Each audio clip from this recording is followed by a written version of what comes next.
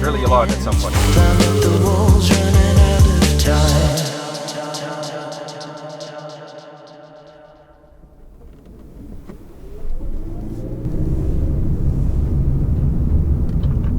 It all started for me in high school. I had piano lessons and my teacher said I could play really well for someone that had not played an instrument in their life. So I think that's what kick-started it.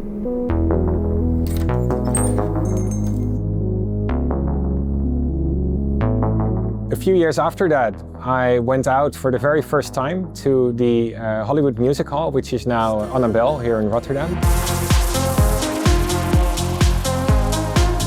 I remember seeing the DJ playing vinyl records, like scratching the records. That moment was like, that's what I want to do. Eelke and I know each other for almost 20 years now. I would describe Eelke as a very friendly, open and down-to-earth person. Grown up in Rotterdam, and I think he really has the Rotterdam attitude, which is action rather than words. Connection between me and Eelke has been growing for many, many years. I've known Eelke since I think 12 years. Eelke is a very warm and open person. He'll also be brutally honest if necessary, but he does that in a constructive way. My relationship with Eelke has really grown from being a fan into, I would now really say Eelke is a friend of mine, and I think that says a lot about Eelke.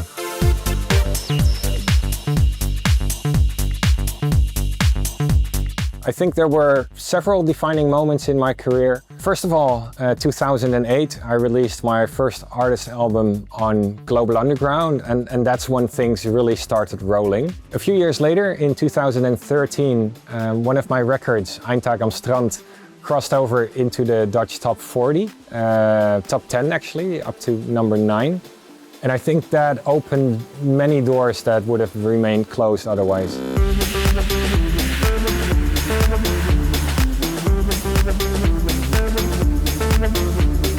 Then in 2017, I launched my own label, Days Like Nights, together with Armada Music, and that really kick-started the whole home base for all of my productions. Days Like Nights is the record label founded by Eelke Kleijn and myself. It's actually a play food for Eelke to release his music, but it's also a platform for other artists, either a step up or for us to release the music that we love.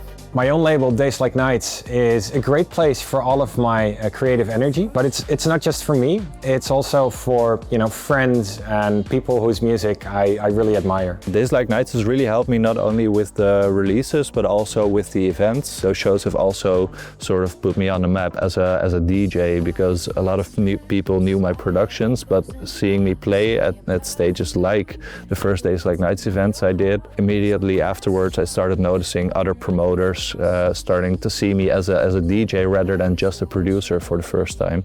Days Like Nights is also a collaboration project together with Armada. We're really happy with this collaboration, as in the end music is a lot about passion and people, and we think we have the right team and people working together with Armada on Eelke's music and on the project Days Like Nights. He came to Armada Music and set up his own imprint, Days Like Nights. The thing is, he is a true pioneer, I think, in what he does. And he's combining several genres, elements of trance, of indie pop, of rock in his productions, disco, name it. So I think it's the best to say that you can't label Eelke.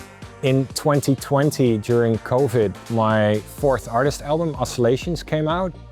And because of that, I played a live show with Circle on the Mont Saint-Michel in France. And that was one of the most mind-blowing experiences of my career.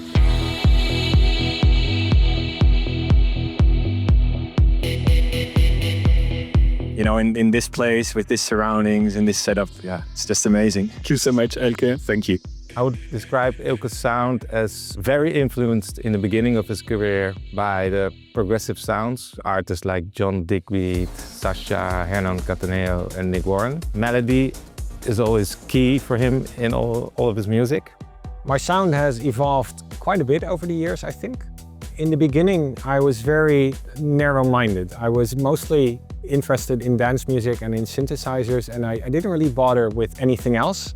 Whereas nowadays it's evolved and I'm much more interested in a full scale of instruments and sounds, and I'm trying to incorporate much more into my music. If you listen to his sets, I think you can easily say he's the Dutch king of progressive house. But in his productions, it's very hard to label him. I think on Connected, the process was a little bit different from my previous albums. Some of these tracks I started 6 or 7 years ago, and they've gone through multiple versions. And then only when I bring a vocalist on board, say last year or so, is when the track really connected and clicked for me. The album Connected is a project that we started already back in 2016. We had an idea to make an album with only vocalists in every song. Many of these songs are in the making for a couple of years already.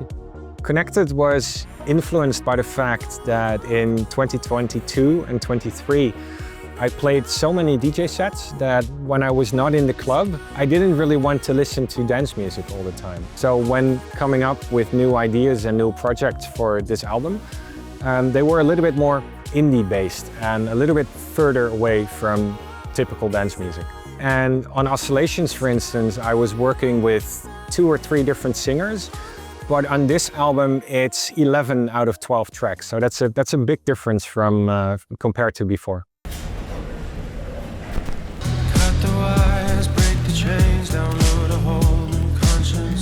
I've released all of my previous albums on vinyl, but I think for this one, because it's such a listening album, it makes the most sense because you can really sit down, put it on and just relax. The first time I heard the album Connected, I was simply blown away. He is using all types of ingredients to produce this album, and what I heard is that he was like inspired by rock bands, by Depeche Mode, and it was a real cohesive album. The album is blended by vocals and by his indie approach of productions, and no, it's a true story to listen to, and yeah, it's simply amazing. The really important part of the process, however, is coming out of the studio and then playing the tracks live for the very first time. And I need to see a good response from the people. If they don't enjoy it, I will go back in the studio and I will change things.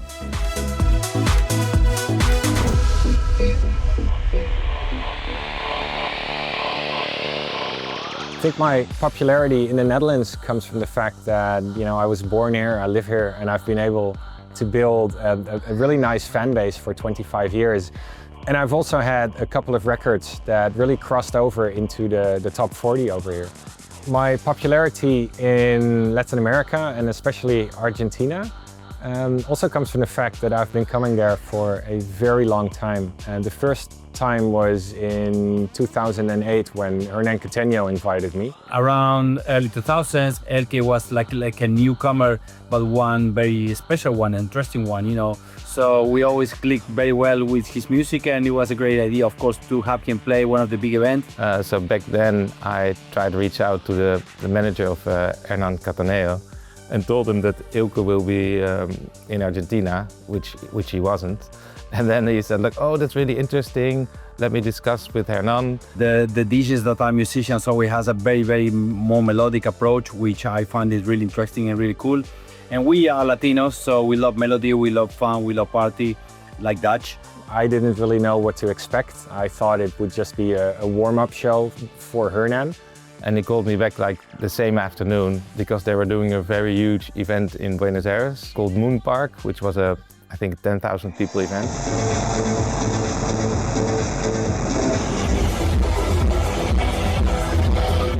And you know, when you play warm-up, you think people come in just as you finish, but I had 2.5 hours, and after 30 minutes there were like 9,000 people there. It was just mind-blowing. Moon Park has always been like a mix of, you know, the great established pioneers of the dance music scene worldwide, and then the younger talent, you know. I'm very, very happy that That was probably the start of his big relationship with Argentina and South America. Since day one, when Eelke came and played with us, it was a big success. And since then, you know, everybody likes him, everybody loves him, and that's why he's so successful around. So he made a really good name with his first gig, and afterwards he was playing clubs and festivals and grew his fan base in Argentina even more. Did a little bluff there. Yes.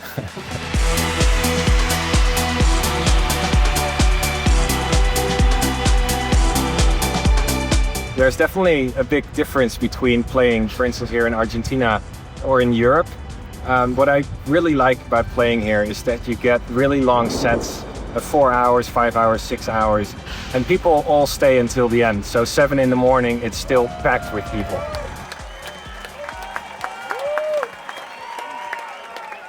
The biggest difference for me is in the Netherlands, I can still walk around quite anonymously. And in Argentina, that is very difficult nowadays.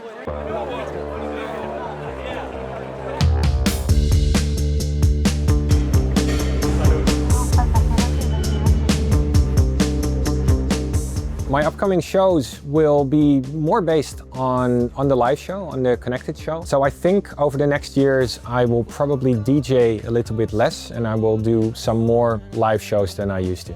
Eelke is, you know, sonically, he's evolving constantly, and we've had also hits with him during all those years, so I'm extremely proud to work together with him. Thanks to Eelke being the kind of person that always takes the time to listen. Even if somebody is not that impressive yet, he will take the time to listen, honestly tell you what he thinks. He's very critical, but he does that in a good way. In the beginning of my career as a manager, a befriended manager once told me, you have 2 types of artists. One that stick with you for 2-3 years and then move on, or artists that stick for a lifetime. And my work relationship with Eelke is the last one. Something that I try to achieve with all my albums is that they need to stand the test of time. So I hope if anybody listens to it in 20 years, but even if I listen to it in 20 years, that it still sounds fresh and innovative. That's the one thing I try to achieve with all my albums.